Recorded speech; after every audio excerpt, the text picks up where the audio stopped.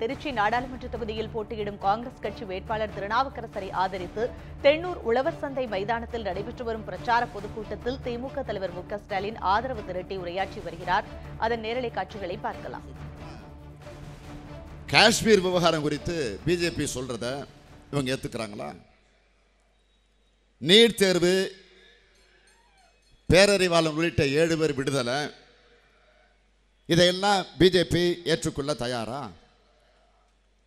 அதனால்தான் சொல்லுகிறேன், அதிமுகவினுடைய கூட்டணி என்பது அது கொள்கை அளவில் உருவான கூட்டணி அல்ல.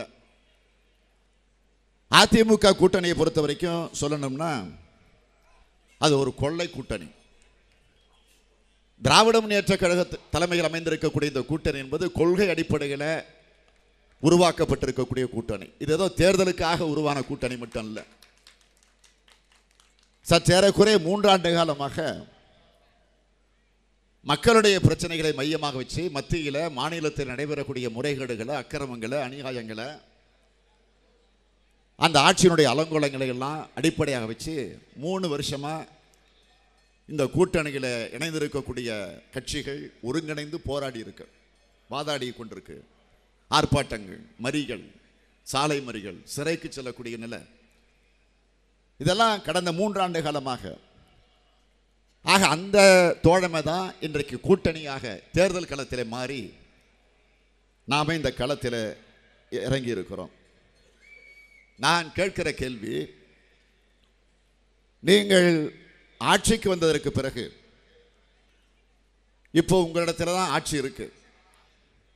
ஆக அந்த ஆட்சி என்ற அந்த அதிகாரத்தை பயன்படுத்தி மக்களுக்கு என்ன செஞ்சிருக்கிறீங்க? என்ன சாதனைகளை நீங்க செஞ்சிருக்கிறீங்க? திராவிட முன்னேற்ற கழகத்தை பொறுத்த வரையிலும் தமிழ்நாட்டில் 5 முறை தலைவர் கலைஞர் அவர்கள் முதலமைச்சராக இருந்து ஆட்சியை நடத்தி இருக்கிறார். ஆக அப்படிப்பட்ட நிலையில் என்ன சாதிச்சோம், என்ன செஞ்சிருக்கிறோம், என்ன சாதனைகளை மக்களுக்கு தந்திருக்கிறோம்? குறிப்பாக திராவிட முன்னேற்ற கழகம் மத்தியில் கூட்டணியில் இடம்பெற்றிருந்த நேரங்களில் மத்தியில் இருக்கக்கூடிய ஆட்சியை பயன்படுத்தி என்னென்ன செஞ்சிருக்கிறோம் என்று பட்டியல் போட்டு இன்றைக்கு எங்களால் சொல்ல முடிகிறது, சொல்லுகிறோம். ஆனால் நான் கடந்த 20ஆம் தேதியிலிருந்து தொண்டை கிழிய ஊர் ஊரா போய் கத்திக்கிட்டு இருக்கிறேன், பேசிக்கிட்டு இருக்கிறேன்.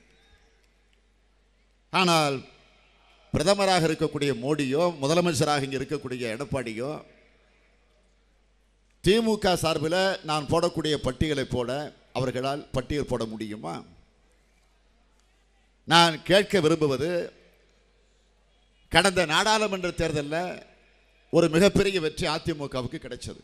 அம்மையார் ஜெயலலிதா இருந்த நேரத்தில் 37 இடங்களில் அந்த கட்சி வெற்றி பெற்று 37 எம்பிக்களை பெற்றிருந்தார்கள்.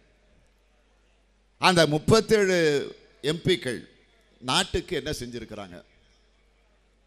இதை முதலமைச்சர் தயவு செஞ்சு சொல்லணும். என்ன செஞ்சு கிழிச்சிருக்கிறாங்க? ஆக அந்த சாதனைகளை தயவு கூர்ந்து அவர்கள் சொல்லணும்.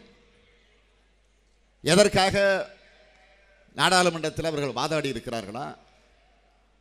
நாடாளுமன்றத்தில் தமிழகத்தினுடைய பிரச்சனைகளை பற்றி அவர்கள் சுட்டிக்காட்டி இருக்கிறார்களா? தமிழகத்தினுடைய நிதியாவது அவர்கள் முறையாக பெற்று தந்திருக்கிறார்களா? காவேரியின் குறுக்க மேகதாது அணையை தடுத்திருக்கிறாங்களா இந்த 37 எம்பிக்கள்? கடந்த முறை அதிமுகவின் சார்பில் 37 எம்பிக்கள் வெற்றி பெற்று நாடாளுமன்றத்திற்கு சென்று தமிழ்நாட்டுக்கு என்ன பயன் கிடைச்சிருக்கு, அதை அவர்கள் பட்டியல் போட முடியுமா?